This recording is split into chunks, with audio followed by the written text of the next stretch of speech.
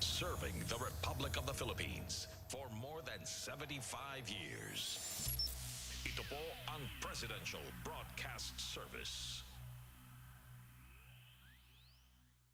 Ang Pilipinas ngayon. Narito na ang pinakamainit na mga balita na nakalap sa bawat sulok ng bansa. Ihahatid sa bawat Pilipino saan man kayo sa mundo. Ang Pilipinas ngayon. Pakinggan ang bawat kaganapan sa bawat lalawigan. Ito ang Pilipinas ngayon.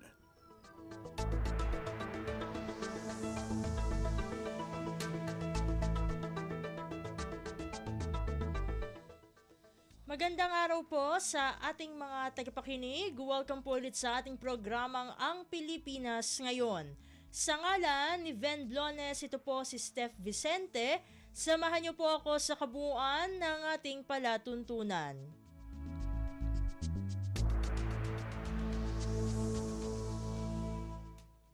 Tulad ng dati, mapakikinggan po ang ulat ng ating mga kapatid na himpilan sa probinsya, ang ating mga segmentong balitang negosyo at kalakalan, balitang sports, at balitang artista maging ang ilan sa mga pangunahing balita mula dito sa ating bansa. Yan po sa kabuuan ng ating palatuntunan, ang Pilipinas Ngayon. Kumpleto, detalyadong balitaan, di papahuli sa mahahalagang kaganapan. Kamustahin ang inang bayan, ang Pilipinas Ngayon.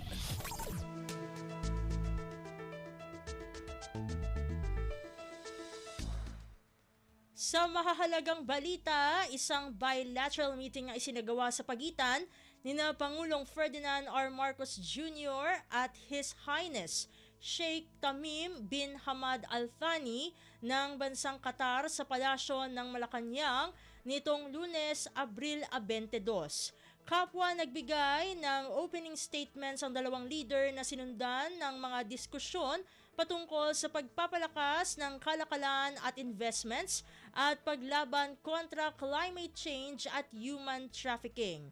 Matatandaan na nagkaroon ng diplomatic relations sa pagitan ng Pilipinas at Qatar noong Mayo ng taong 1981. Atin ang pakinggan ang opening statements nina Pangulong Ferdinand R. Marcos Jr. at His Highness Sheikh Tamim bin Hamad Al Thani ng bansang Qatar.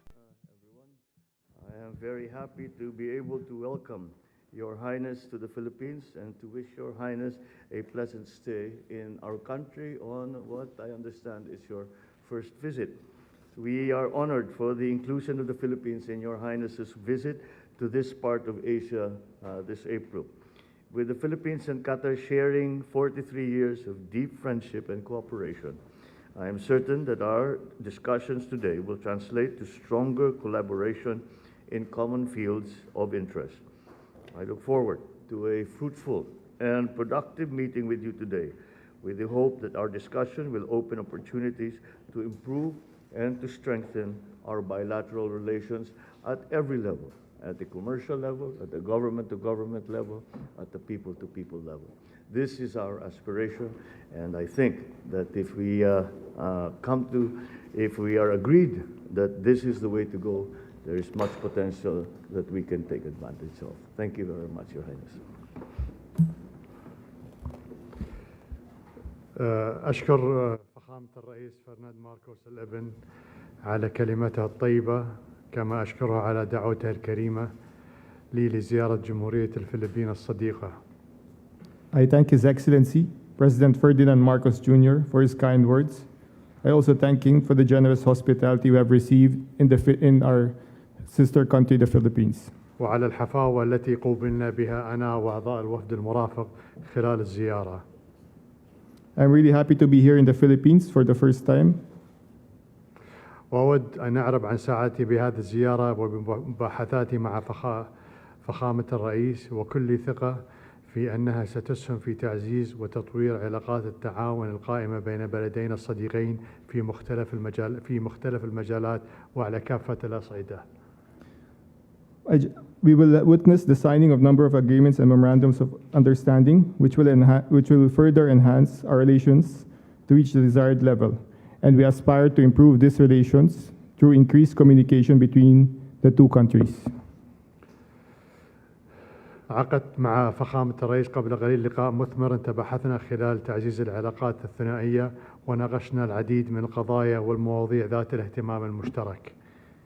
I just had a fruitful discussion with His Excellency the President, and we had the numerous discussions on common interests that will contribute to developing our relations in different fields. الفلبين دولة مهمة بالنسبة لنا ولدينا معها تعاون تجاري واقتصادي كبير نطمح إلى تطويره وتعزيزه من خلال زيادة التنسيق والتواصل بين رجال الأعمال وتفعيل اللجان المشتركة الخاصة بالتعاون التجاري والاقتصادي بين البلدين. The Philippines is an important partner for us in many fields, especially in trade and economic cooperation. And we aspire to improve these relations through increased communication between the private sector in both the countries. ولا يفوتني هنا أن أشيد بالجالية الفلبينية المتواجدة في دولة قطر وبمساهمتها الفعالة في عملية التنمية في البلاد. It is my pleasure to take this opportunity to praise the Filipino community residing in the state of Qatar and their effective contribution to the development progress in our country. أشكركم مرة أخرى فخامة الرئيس متمني لكم ولبلدكم الصديق المزيد من التقدم والازدهار. I thank you once again, Your Excellency, and I wish your country, the Philippines, continued progress and prosperity. Thank you very much, Your Highness, and I think it would just be this discussion we can continue what we began.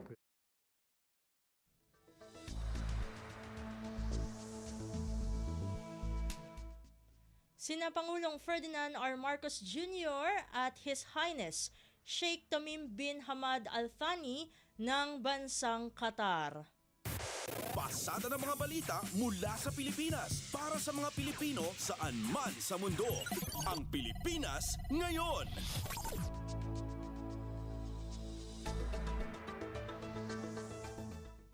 Samantala, hinikayat naman ni Pangulong Ferdinand R. Marcos Jr.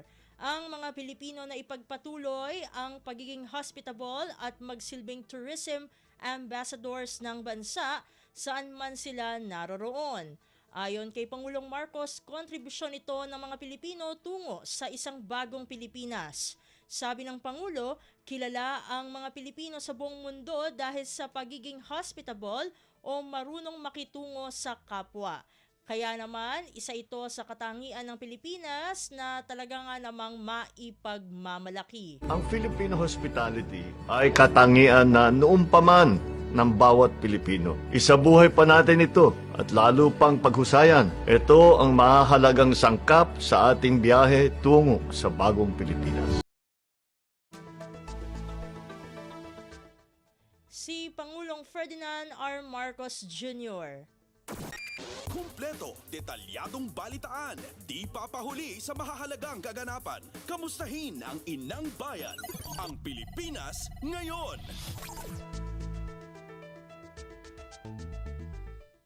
Sa iba pang mga balita, ipinag-utos ni Pangulong Ferdinand R. Marcos Jr. ang mas pinahabang oras ng paggawa at round-the-clock na pagkukumpuni sa mga proyektong pang-infrastruktura ng pamahalaan. Bahagi ito ng Build Better More program ng Administrasyong Marcos. Sa kanyang mensahe, sinabi ni Pangulong Marcos na layunin ng kanyang direktiba na matiyak ang maayos at mabilis na pagkukumpleto sa mga proyektong infrastruktura. Under the Build Better More program, we will intensify ongoing infrastructure projects. Construction hours will be extended and emergency repairs will be conducted round the clock to ensure timely completion. Si Pangulong Ferdinand R. Marcos Jr. Kumpleto, detalyadong balitaan, di papahuli sa mahahalagang kaganapan. Kamustahin ang inang bayan, ang Pilipinas ngayon. Samantala, nagsimula na ang administrasyon ni Pangulong Ferdinand R. Marcos Jr. na ayusin ang mga lumang gusali sa Malacanang para maging dausa ng mga conferences at karagdagang tourism asset sa Pilipinas. Kabilang sa mga gusaling tinutukoy ni Pangulong Marcos ang Goldenberg at Laprel Mansions. Sa kanyang vlog, sinabi ng punong ekutibo na isa sa kanyang mga programa na ipinapatupad na ng gobyerno ay ang pagbibigay ng magandang lugar para sa mga conference ng foreign investors at mga bisita sa bansa. Karamihan ay sa palasyo naman ang mga meeting at engagement. Kaya nitong mga nakaraang buwan ay may idinagdag tayo sa latest addition sa ating Filipino hospitality asset. Si Pangulong Ferdinand R. Marcos Jr. Pasada ng mga balita mula sa Pilipinas para sa mga Pilipino saan man sa mundo. Ang Pilipinas ngayon. Sa iba pang mga balita, inatasan ni Pangulong Ferdinand R. Marcos Jr. ang lahat ng ahensya ng gobyerno na suportahan ang pagpapatupad ng 2024 National Crime Prevention Program o NCPP ng Department of the Interior and Local Government o DILG kasabay ng Philippine Development Plan 2023 to 2028. Nakasaad sa Memorandum Circular Number na may lagda ni Executive Secretary Lucas Bersamin, lahat ng ahensya ng gobyerno at instrumentalities pati na rin ang mga lokal na pamahalaan ay dapat suportahan at makiisa sa implementasyon ng 2024 NCPP.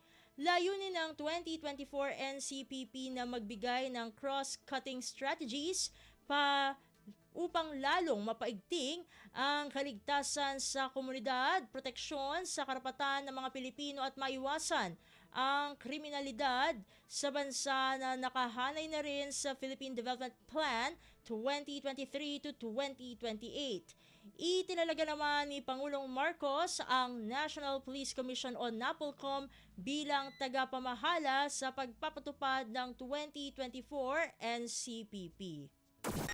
Kumpleto, detalyadong balitaan, di papahuli sa mahahalagang kaganapan. Kamustahin ang inang bayan, ang Pilipinas ngayon.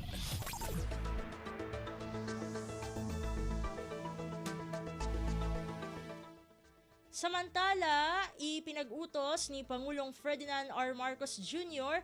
ang pag-alis sa mga non-tariff barriers sa mga inangkat na produktong pang-agrikultura. Ito ay upang matiyak ang supply at matugunan ang pagtaas ng mga presyo sa bansa. Sa Administrative Order 20, bukod sa pag-aalis ng non-tariff barriers, layunin nito na maayos ang proseso at mga polisiya kaugnay sa pag-angkat ng mga agri-products. Kabilang sa utos ng Pangulo sa mga ahensya ang pagpapasimple sa licensing ng mga importer, pagpapabilis sa proseso ng aplikasyon at pag-alis sa mga licensed traders sa mga magpapasa ng registration requirements. Pasada ng mga balita mula sa Pilipinas para sa mga Pilipino saan man sa mundo. Ang Pilipinas ngayon.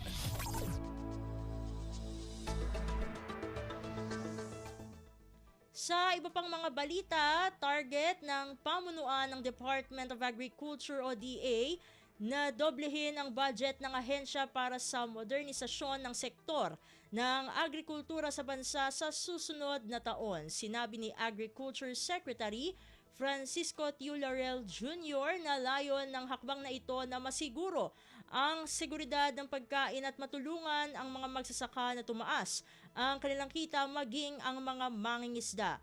Bagamat sa ngayon, aniya ay pinaplano pa lamang ang panukalang pondo, malinaw ang direksyon ng ahensya hinggil dito. Aabot sa 513.81 billion pesos ang panukalang pondo para sa susunod na taon mula sa 208.58 billion pesos ngayong taon. Suporta naman ang hiling ng kalihim sa pribadong sektor upang maisakatuparan ang nasabing budget. Nais ng ahensya na tutukan ang pagpapagawa ng mas maraming farm infrastructures kabilang ang mga irigasyon at post-harvest facility. Kumpleto, detalyadong balitaan, di papahuli sa mahahalagang kaganapan. Kamustahin ang inang bayan, ang Pilipinas ngayon.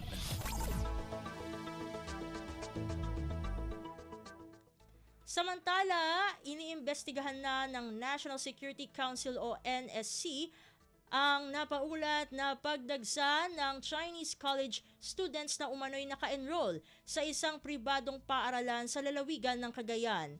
Tinitingnan ng NSC kung banta sa seguridad ang kanilang presensya. Ayon kay NSC Assistant Director Jonathan Malaya, inatasan na ang intelligence unit ng bansa upang imbestigahan kung banta sa seguridad ng bansa o kaso lamang ito ng mga estudyante na nais mag-aral sa Pilipinas. Sabi ni Malaya, maraming issue ang kailangang resolbahin pagdating sa presensya ng mga sinasabing Chinese students. Aniya, daan-daang Chinese students lang ang nasa datos ng Bureau of Immigration, ngunit libo ang nakasaad sa intelligence reports. Pasada ng mga balita mula sa Pilipinas para sa mga Pilipino saan man sa mundo. Ang Pilipinas ngayon.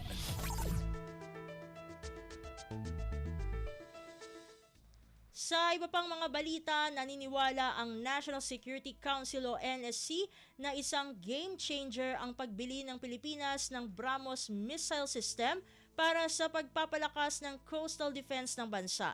Sinabi ni Assistant Director General ng National Security Council Jonathan Malaya na maituturing itong pinakamabilis na cruise missiles sa buong mundo at mula ito sa India.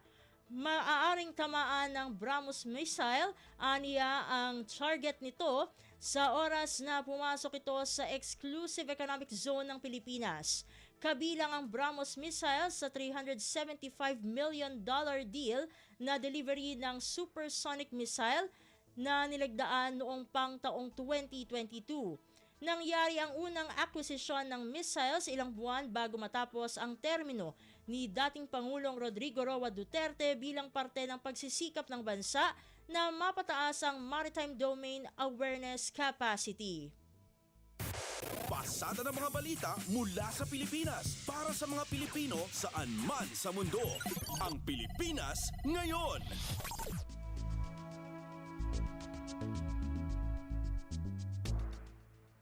Samantala, nilinaw naman ng Armed Forces of the Philippines o AFP na walang kinalaman ang Balikatan Exercises 2024 sa mga ginagawang pananalakay ng mga Chinese sa West Philippine Sea o WPS. Ito ay sinabi ni AFP spokesperson Colonel Francel Margareth Padilla na taunang isinasagawa ang joint military exercises na Balikatan. Dinadaluhan ito ng sundalong Amerikano at mga Pilipino. Sa Balikatan 2024, aniya ay magkakaroon ng mga observer mula sa iba't ibang mga bansa. Sinabi ni Padilla na layon ng nasabing joint military exercise na palakasin pa ang defense capabilities at alyansa ng dalawang bansa. Aniya, walang pinatutukan na anumang bansa ang Balikatan exercises. Binigyang diin din ni Padilla na bawat taon may panibagong mga ginagawa sa Balikatan exercises. Ito ay dahil nag-e-evolve mula sa tactical ay magiging operational level of war. Target ng Pilipinas at Amerika na mapag-igting pa ang interoperability ng dalawang sandatahang lakas at lalo pang laliman ang kooperasyong pang-seguridad. Kumpleto, detalyadong balitaan, di papahuli sa mahahalagang kaganapan. Kamustahin ang inang bayan, ang Pilipinas ngayon.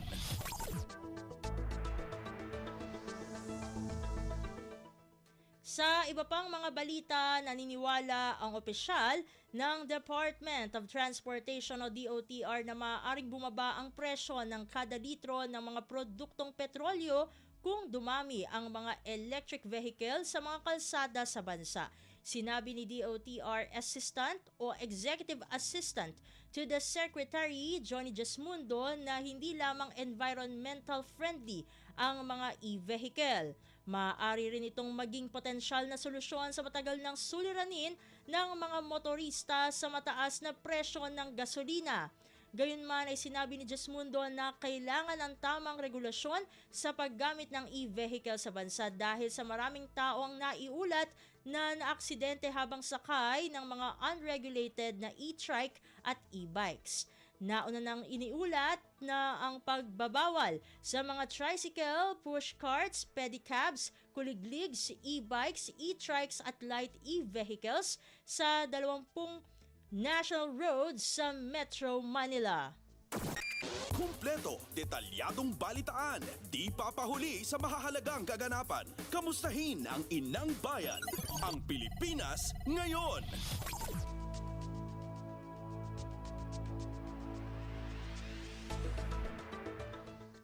Samantala, inaasikaso na ng Department of Migrant Workers o DMW ang pagpapauwi sa mga labi ng 3 overseas Filipino workers o OFWs na nasawi sa matinding pagbaha sa United Arab Emirates. Sinabi ni DMW Officer in Charge Under Secretary Hans Leo Kakdak na nakipag-ugnayan na ang Migrant Workers Office, Dubai at Overseas Workers Welfare Administration o OWA sa kamag-anak ng mga nasawing OFWs.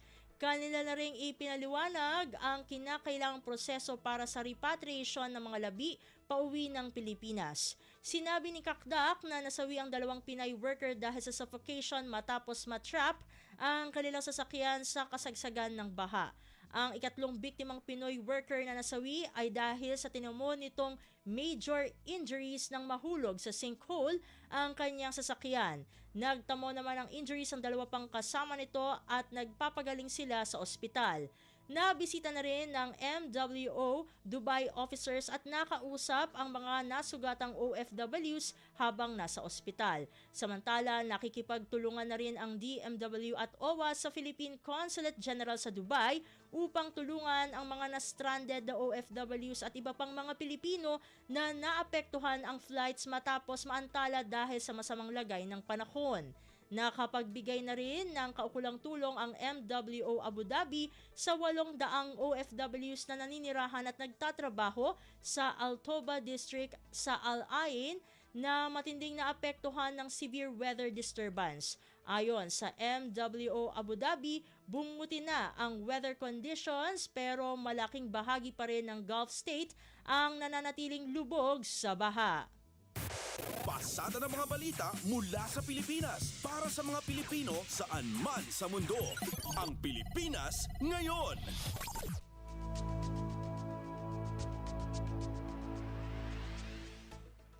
Nagbabala naman ang Philippine Embassy sa Moscow, Russia laban sa mga gumagamit ng pangalan ng embahada upang magsagawa ng iligal na pagpoproseso ng visa. Ipinaliwanag ng Embahada ng Pilipinas sa Moscow na hindi sila konektado sa kahit anumang recruitment agency. Nagbabala rin ang embahada na lalong hindi pinapahintulutan ng embahada ang mga iligal na gawain at transaksyon sa loob at paligid ng embassy. Tiniyak ng embahada na kanilang pananagutin ang mga taong ginagamit ang pangalan ng embahada sa panloloko at panlalamang sa mga Pilipino. Hinikayat naman ng embahada ang mga Pinoy na makipag-ugnayan sa kanila sakali mang makaranas sila ng nasabing modus. Kumpleto, detalyadong balitaan, di papahuli sa mahahalagang kaganapan. Kamustahin ang inang bayan, ang Pilipinas ngayon.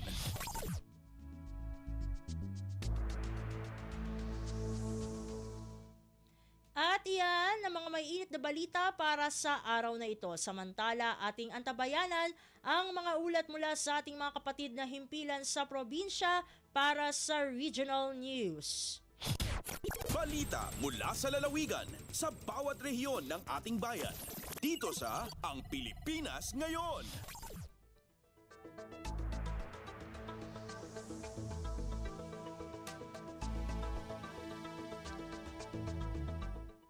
Narito na ang bugso ng ating mga regional news. Dumako muna tayo sa rehiyon ng Luzon.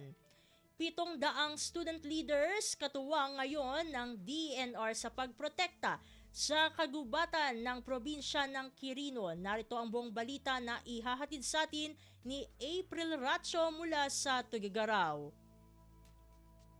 Katinulong ita ti Department of Environment and Natural Resources wenno DNR dagiti pitugasot nga student leaders iti parang protektar iti kabakiran ken atap nga animal iti probinsya ti Quirino. Dagiti naawagan nga agtutubo ket kameng ti Youth for Environment and Schools Organizations wenno YESO anaggapo kadagiti na dumaduma a pagadalan iti 6 a munisipalidad ti probinsya. Iti panagrugi ti proyekto nga indauluan ti Provincial Environment Office ti Quirino, iti panakitinulong da iti Department of Education Schools Division of Quirino na isuro kadagiti estudyante dagiti salient features ti Wildlife Resources Protection and Conservation Act. Nasuruan pay dagiti maipanggep iti kinapateg benepisyo ken pangta iti na dumaduma a klase ti paraswa ken kadagiti protected areas mainaag iti landscape and wildlife indicator wenno lawin system, drone imaging ken daduma pay abaro abanag para iti panang monitor ken panang salaknib iti aglawlaw ken natural a kinabaknang ti daga. Iti mensahe na impaganetget ni Penro Officer Mariam Frances Malana tinapateg nga akem dagiti agtutubo iti parang preserba ti aglawlaw ken ti kinapateg ti teknolohiya ken baro abanag iti science-based environmental governance. Naamuan nga inkari dagiti estudyante nga agbalinda nga active partners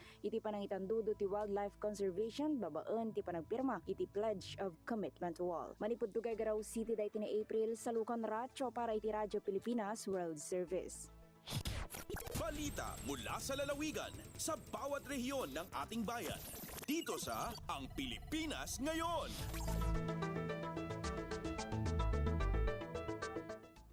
Inyong napakinggan ang ulat ni April Racho mula sa Tugigaraw. Dakuin naman natin ang Baguio City.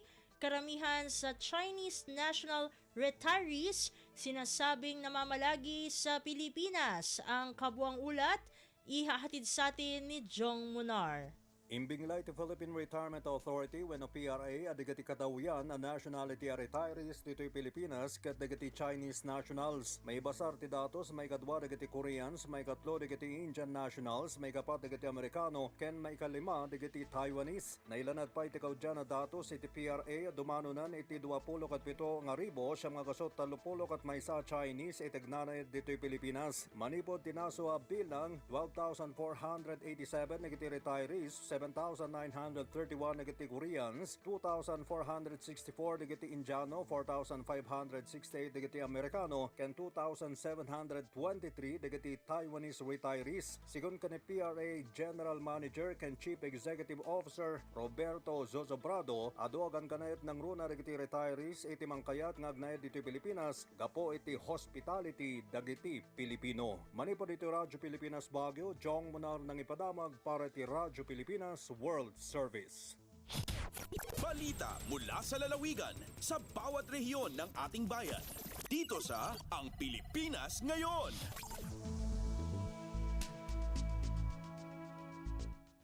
Inyong napakinggan ang ulat ni Jong Munar mula sa Baguio City. Puntahan naman natin ang Virac. Lalaki sa Masbate na may kasong attempted murder, arestado. Narito si Jan Tatad para sa balita. Naarestar ang sarong lalaki sa Masbate na igwang kaso nin attempted murder sa isinagibong operasyon kan mga otoridad sa Sitio Alimango, Barangay Poblasyon, Kataingan, Masbate kan Abril 18. Pigmidbid kan kapulisanin Masbate Provincial Police Office ang suspect sa alias na MM, 35 anyos, soltero asin residente kan Barangay Gaid sa Banwaan, Kindibasalang. Mientras tanto, kumpiskado sa suspect ang 5 sachet kan tighinala ang shabu na nasa mahigit 12 gramo asin nagkakahalagang poko mas o menos 1,081 sa 600 de pesos. Apuera padigdi nasabat pa kan otoridad sa suspect ang .45 kalibre nin badil asin magazine na kargado nin 2 bala sagkod sarong hand grenade. Naaresto si alias MM sa pinagsarong puwersa kan mga tauhan nin Kataingan Municipal Police Station asin mga operatiba kan Masbate Police Provincial Intelligence Unit 502nd Maneuver Company asin Dimasalang MPS. Sangunya nasa kustudiya na kan kapulisan si alias MM asin ang sa iyang kaso na attempted murder na igwang piyansa na nagkakahalagang 120,000 de pesos. Halik digdi sa Radyo Pilipinas Virac, ini si John Tatad para sa Radyo Pilipinas World Service. Balita mula sa lalawigan sa bawat rehiyon ng ating bayan. Dito sa Ang Pilipinas Ngayon.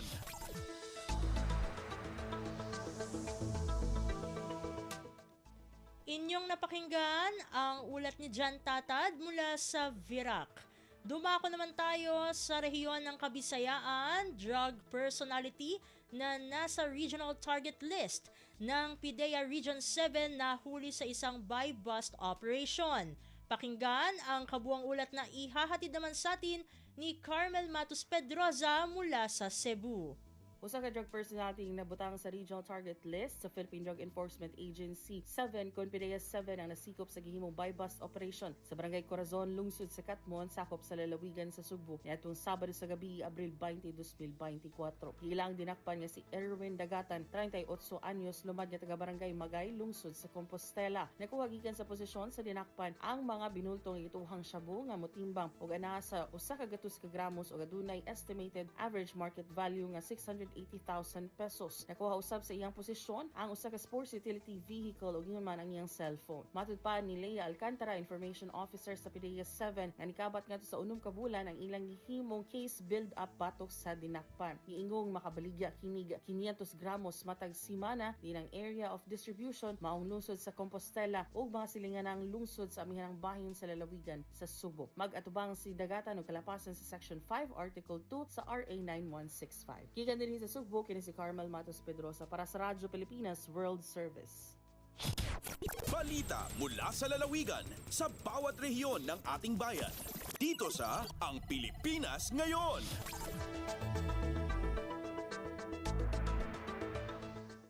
Inyong napakinggan ang ulat ni Carmel Matos Pedroza mula sa Cebu. Puntahan naman natin ang Iloilo. CDRRMC Iloilo City inirekomenda ang pagsasailalim sa state of calamity sa lungsod dahil sa water crisis. Narito si Janelle Baclay para sa detalye ng balita. Ginrekomenda na sang City Disaster Risk Reduction Management Council sang Iloilo City ang pagdeklara sang state of calamity sa syudad tungod sang water crisis. Sa interview sang Radyo Pilipinas Iloilo kay GSO Head Engineer Neil Ravina, ginhambal sini nga ginpasugtanan ni Iloilo City Mayor Jerry Treñas ang rekomendasyon kag ika-endorso sa City Council. Sa datos sang lokal nga panguluhan, yara na sa masobra 20,000 ka mga residente ang lubos nga apektado bangod sang kakulang sang tubig. Ginabanta 30% naman sa mga tanom sa plaza sa Iloilo City ang napatay bangod sang tag-ilinit. 150 naman ka mga royal palm trees ang napatay bangod man sang El Nino suno sa City Enro. Subong nga simana natalana nga pagadesisyonan sang sangguniang panglungsod ang pagdeklara sang state of calamity sa Iloilo City. Janelle Baclay para sa Radyo Pilipinas World Service. Balita mula sa lalawigan sa bawat rehiyon ng ating bayan. Dito sa Ang Pilipinas Ngayon.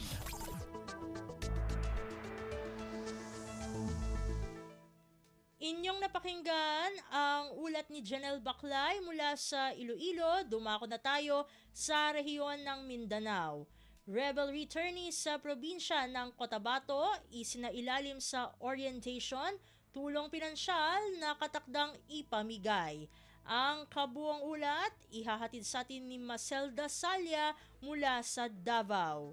Gipangandaman na sa lokal nga kagamhanan sa probinsya sa Cotabato ang hinabang nga itunol sa 25 ka mga kanhing sakop sa rebeldeng grupo nga mibalik sa sabakan sa gobyerno. Labot nini, gipailam sa usa ka orientation o verification ang 25 ka former rebels alang sa gikatakdang pagtunol og hinabang kanila alang sa ilang panginabuhian. Kabahin ang maong aktibidad sa gihingusgang inisyatibong pangkalinaw sa mga local leaders sa probinsya sa Cotabato, kauban ng concerned national line agencies ug uban pang stakeholders. Makadawat og tag 20,000 pesos nga kantidad sa Sustainable Livelihood Grant ang mga benepisyaryo o alang sa mga verified beneficiaries sa maong programa. Gipangunahan ang maong aktibidad sa PSWDO, kauban ang DSWD-12 ug uban pang ahensya sa gobyerno. Gikan dinhi sa Radyo Pilipinas Davao, Marcel Mamon Dasalia para sa Radyo Pilipinas World Service. Balita mula sa lalawigan sa bawat rehiyon ng ating bayan. Dito sa Ang Pilipinas Ngayon.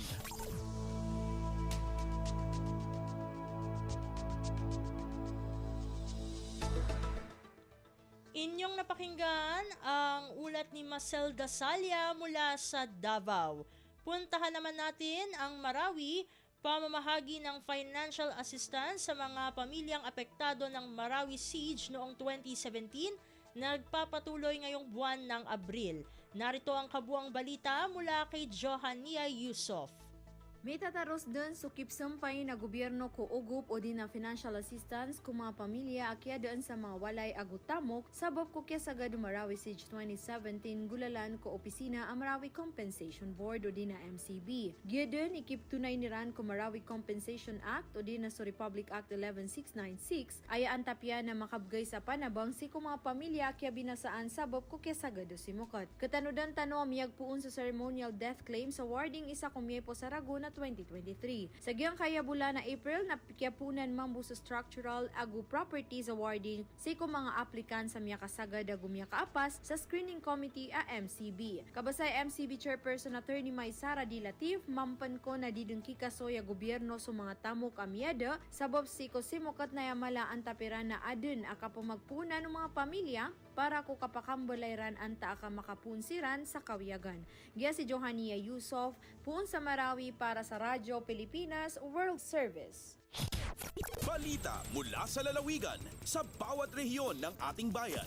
Dito sa Ang Pilipinas Ngayon.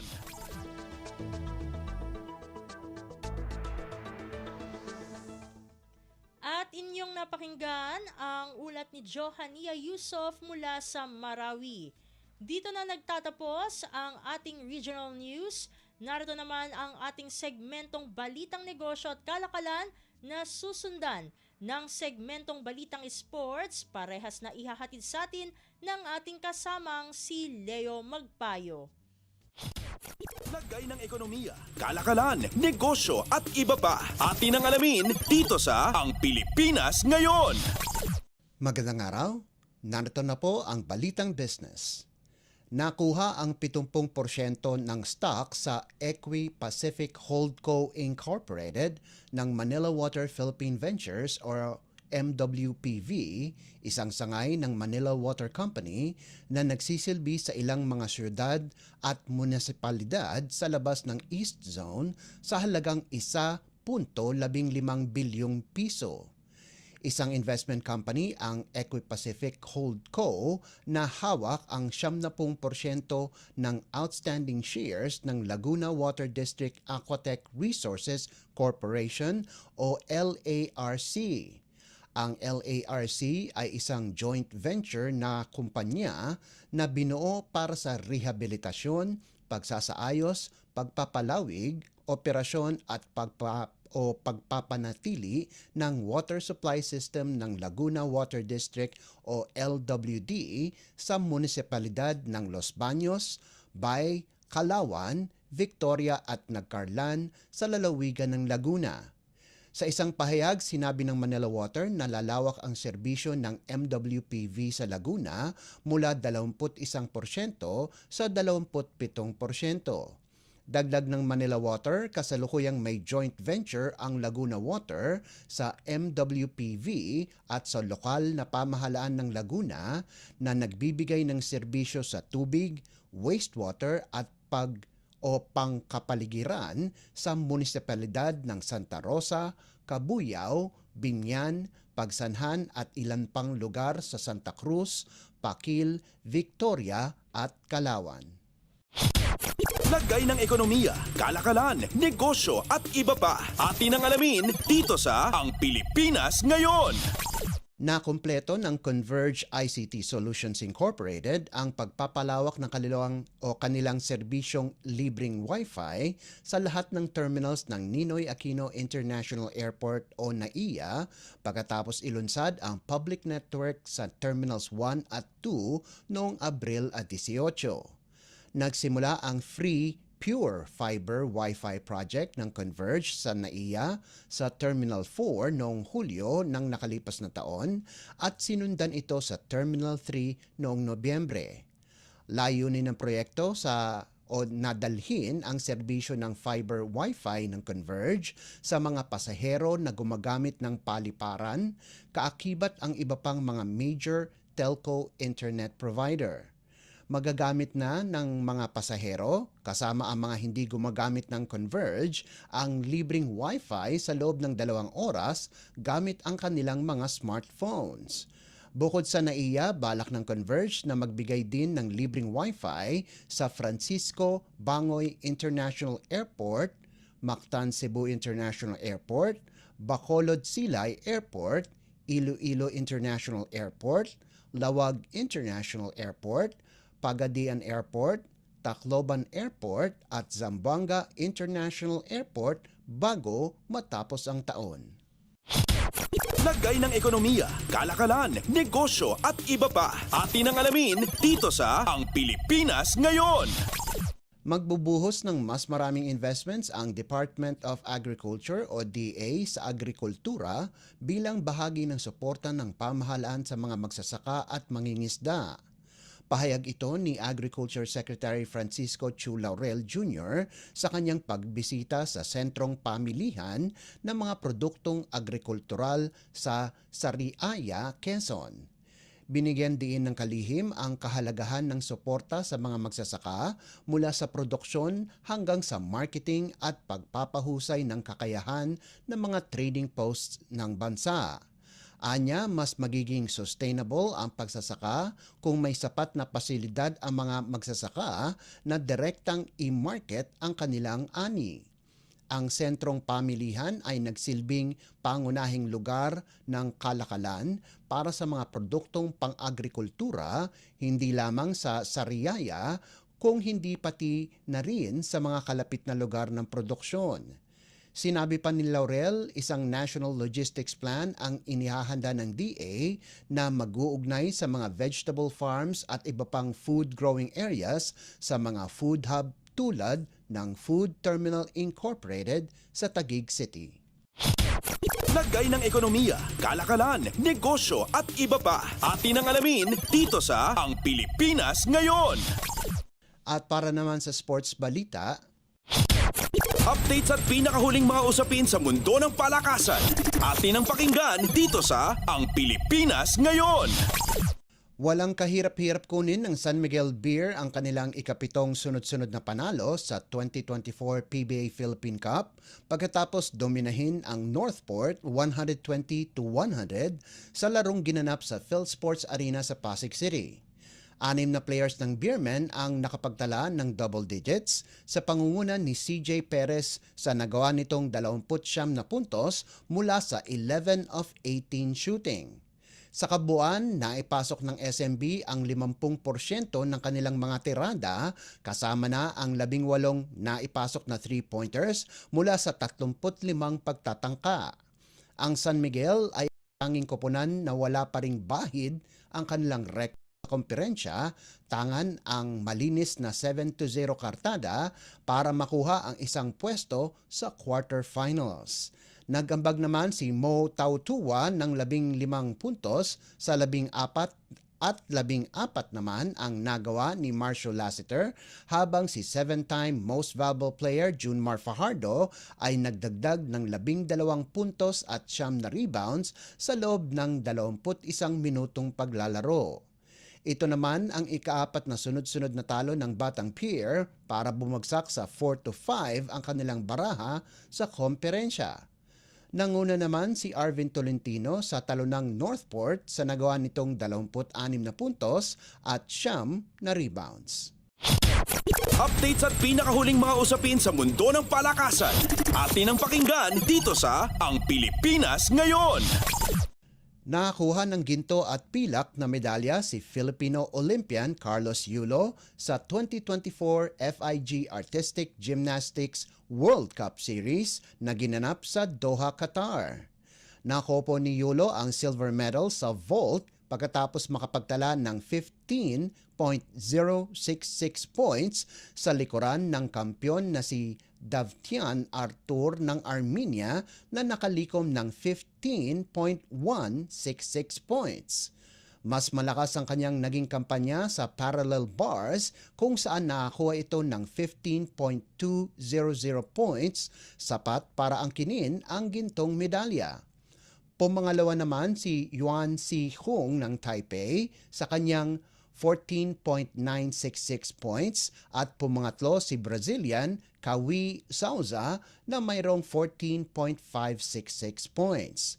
Pagkatapos ng event ni Yulo, nakakuha naman ng ticket sa Paris Olympics si Filipino-American gymnast Leve Jung Ruivivar pagkatapos nitong makuha ang silver medal sa women's uneven bars.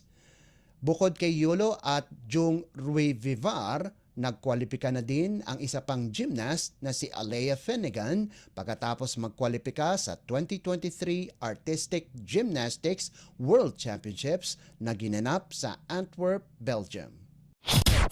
Updates at pinakahuling mga usapin sa mundo ng palakasan. Atin ang pakinggan dito sa Ang Pilipinas Ngayon. Naging kauna-unahang Filipina rower si Johnny Delgaco na makakuha ng ticket sa 2024 Paris Games pagkatapos pumwesto na pang-apat sa Asia-Oceania Qualification Tournament na ginanap sa Chungju, South Korea. Nakapagtala ng 7 minuto at 49.39 na segundo ang 26 anyos na si Delgaco para kunin ang isa sa 5 Olympic berths para sa women's singles sculls at maging ika-11 Pilipinong atleta na makapasok sa Paris Olympics. Siya na rin ang ika-4 na Filipino rower na nakapagkwalipika sa Olympics pagkatapos ni na Ed Mayrina noong 1998 Seoul Olympics, Benji Tolentino sa 2000 Sydney at Chris Nievares noong 2020 Tokyo edition ng Olympics. Binuhos ni Delgaco ang lahat sa finals kung saan nakapagrehistro pa ito ng 11 segundong mas mabilis kumpara sa 8 minuto at 5.87 segundong oras na naitala niya noong semifinals. Sa isang panayam sa Radyo Pilipinas 2, sinabi ni Delgaco na hindi niya inakala na maaabot niya ang ganitong karangalan. Sinabi din ni Delgaco na patuloy siyang mag-iensayo sa mga darating na buwan patungo sa Olympics kung saan makakatapat niya ang mga bigating European rowers. Sa ngayon, ang mga kwalipikado na sa Paris Olympics ay sina Paul Volter, EJ Obiena, mga boksingerong sina Nesty Petesio, Ira Villegas at Yumir Marshall, weightlifters Elrin Ando, Vanessa Sarno at John Februar Ceniza, at gymnasts Carlos Yulo, Alea Finnegan at Leve Jung Ruivivar. Inaasahan na mayroon pang mga Pilipino na makakuha ng ticket sa Olympics sa mga susunod na buwan dahil nakatakda ang ilang mga qualification tournaments. Updates at pinakahuling mga usapin sa mundo ng palakasan. Atin ang pakinggan dito sa Ang Pilipinas Ngayon. At yan ang pinakahuling balita sa larangan ng palakasan. Para sa Radyo Pilipinas World Service, ito po si Leo Magpayo. Magandang araw. Updates at pinakahuling mga usapin sa mundo ng palakasan. Atin ang pakinggan dito sa Ang Pilipinas Ngayon.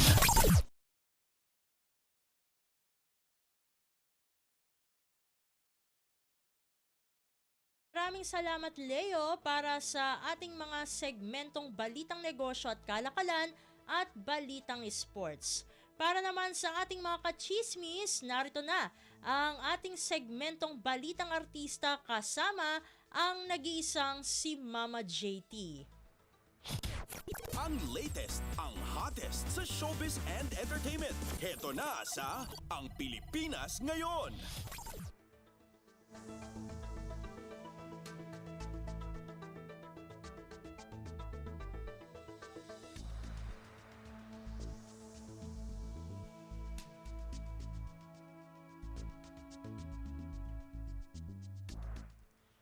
Halo, magandang araw sa ating mga chismoso at chismosang nag-aabang ng ating balitang artista. Nandito na si Mama JT para magatid ng mga trending na balita sa mundo ng showbiz. Ito na ang ratsyada ng mga chika. Pinagpaliban muna ng engaged couple na sina Andy Eigenman at Philmar Alipayo ang pagpapakasal nila dahil sa pagpanaw ng ina ni Andy na si Jacqueline Jose.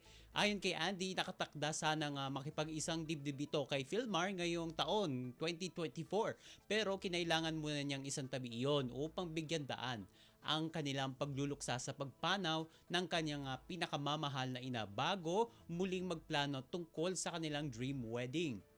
hanggang ngayon ay hindi pa rin siya nakaka-recover o nakaka-move on, pati na ang kanyang pamilya sa biglaang pagpanaw ni Jacqueline dahil sa cardiac arrest. Tungkol naman sa kanyang mga anak, unti-unti na raw naiintindihan ng mga bagets ang pagkawala ng kanilang lola. And bumilib din si Andy sa tapang ng pangalan niyang si Ellie nang mamaalam si Jacqueline. Sabi niya, quote and unquote, "I am proud of Ellie who is 12. She has a deeper understanding." Ika nga ay stay strong daw. Samantala, may sagot na si Christine Hermosa sa pagnanais ni Jericho Rosales na muling makatrabaho ang batikang aktres. Pebrero ng taong ito nang ibunyag ng batikang aktor na kasama sa kanyang bucket list ay ang magkaroon ng movie adaptation ang 2000 hit teleserye nila na Pangako Sa'yo. Para kasi kay Jericho, isang unfinished business ang version nila ng dating soap opera. Mukhang pinag-isipan na nga ng aktor ang storyline sakaling matuloy ang gagawing pelikula nila ni Christine. Ayon kay Echo, nais niyang ipakita sa movie version ang karakter nila ni Christine makalipas ang 2 dekada. And kamakailan na interview ng entertainment journalist na si MJ Marfori si Christine at na-bring up niya ang tungkol sa mga sinabi ni Jericho. Sagot sa kanya ng actress, quote and unquote, "I think depende talaga." At sinabi pa ni Christine, wala naman daw problema kung makakatrabaho niya itong si Echo dahil very professional actor naman ito. Depende lang daw yan sa proyekto at depende sa mga eksena, basta kailangan makita muna ni Tin ang kabuuan ng proyekto. And ayon pa sa actress, ayaw niyang gumawa ng kung ano-anong teleserye kaya dapat raw ay something that's worth it daw. Sabi niya, quote and unquote, basta yung magandang project yung may katuturan. And kung matatandaan nung year 2000, nang unang ipinalabas ang soap opera ang soap opera na pinagbidahan ni na Jericho at Christine, ang serye nilang Pangako Sa'yo na natapos noong 2002. Samantala, naging emosyonal si Bossing Vic Soto sa kanyang 70th birthday surprise na ibinigay sa kanya ng mga Itbulaga Dabarkads. Hindi lang ang buong production at mga co-host niya sa longest running noontime show sa buong mundo ang nakisaya sa kanyang birthday celebration, kundi pati na rin ang kanyang pamilya. Bukod kina Tito Soto, Joey De Leon at iba pang Dabarkads, personal din siyang binati ng asawang si Pauline Luna Soto at ng anak nilang si Tali, kasama pa ang bunso nilang si Mochi. Kinantahan din siya ng iba pa niyang anak na sina Danica kasama ang kanyang asawang si Mark Pingris, si Oyo na kasama si Christine Hermosa at si Paulina Soto. At wala doon sa nasabing birthday bash si Pasig City Mayor Vico Soto, pero may video greeting naman ito na ipinalabas sa nasabing show. And hiling sa kanya ng kanyang asawang si Pauline Luna Soto, sana maging healthy at peaceful ang kanyang buhay. At humirit dyan si Bossing, sabi niya ayaw niyang umabot ng 100 years old. Mga 99 years old lang daw. And ang message naman ni Tali sa kanyang ama ay happy birthday. And natanong din si Bossing kung anong birthday gift niya para sa kanyang sarili. Sagot niya, regalo wala, eto na. Kasi hindi kami maregalo. It's more of araw-araw na buong taon kayong nagre-regaluhan ng pagmamahal. Yan yung kanyang sinabi sa kanyang birthday bash na nasabing noontime show. And kasunod ng selebrasyon ng kaarawan ni Bossing, inihayag din ng TVJ Production na isinasagawa na ang paghahanda para sa nalalapit na Grand 45th Anniversary Special ng programa. At sa huli nating chika for today, super happy ang actor-director na si John Prats sa naging bahagi siya ng kasalan ni na Angelica Panganiban at Greg Homan dito sa Pilipinas. And una ikinasal si na Angelica at ang negosyante niyang mister sa Los Angeles, California noong December 2023. At nabiyayaan sila ng anak na si Baby Sabine. And ayon kay John, talagang naglaan sila ng oras para saksihan ng personal ang beach wedding ng kanyang kaibigan at ni Greg na ginanap sa Siargao noong April 20. And naging close si John at Angelica na magsama sila sa dating comedy show ng Kapamilya Network ABS-CBN na Banana Sunday. And sa kanyang Instagram account, nag-post si John ng ilang litrato na kuha sa naganap na wedding. And dito binandera niya ang pagiging ring bearer ni na Angelica at Greg. At bukod kay John, present din sa big event ng mag-asawa ang mga malalapit na kaibigan nilang sina Kim Chiu, Bella Padilla at Glyza De Castro. At nandun din sina Ronnie Lazaro, Ketchup Eusebio, Eugene Domingo, Agot Isidro, Judy Ann Santos, Maxine Magalona, Ann Curtis, Isabel Oli, Ryan Agoncillo, Cherry Pie Picache, Smokey Manaloto at marami pang iba. Ibig sabihin niya ay napaka-star-studded ng kanilang wedding.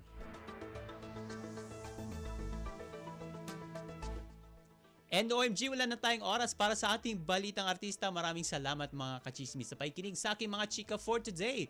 Ako po si Mama JT para sa Radyo Pilipinas World Service. Ang latest, ang hottest sa showbiz and entertainment. Heto na sa Ang Pilipinas Ngayon.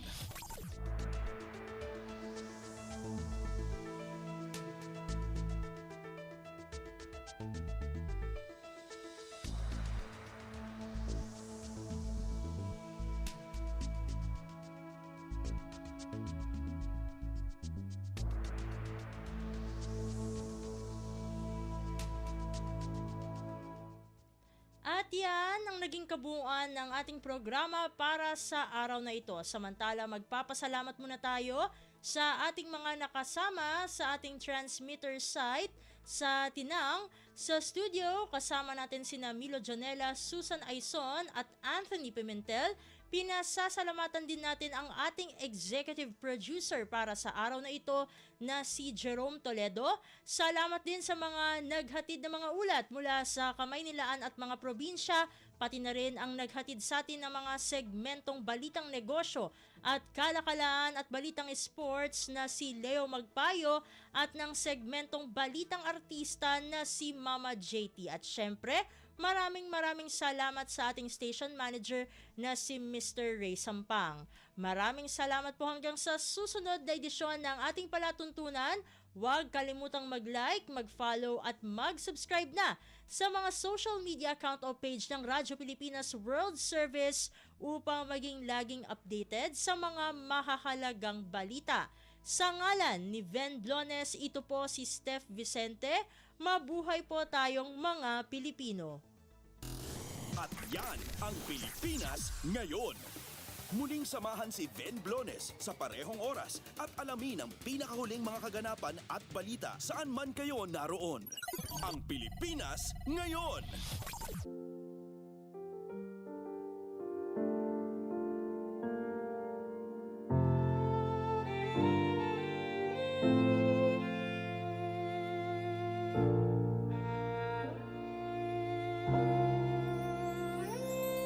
Ang tanging may pamamaan ako'y edukasyong Pilipino. Tinuturong galing at talino para maabot ang pangarap mo. Ang tanging handog ko sa'yo'y edukasyong Pilipino. Diskarteng mula sa puso, mamamangha ang mundo. Matatag na mga guro, matatag sa mga pagsubok, matatag na mga mag-aaral, matatag na talino'y umiiral. Hinaharap ang hirap, walang takot sumugod, humahanap ng solusyon, ipaglaban ang edukasyon. Kabataang Pilipino, Muslim o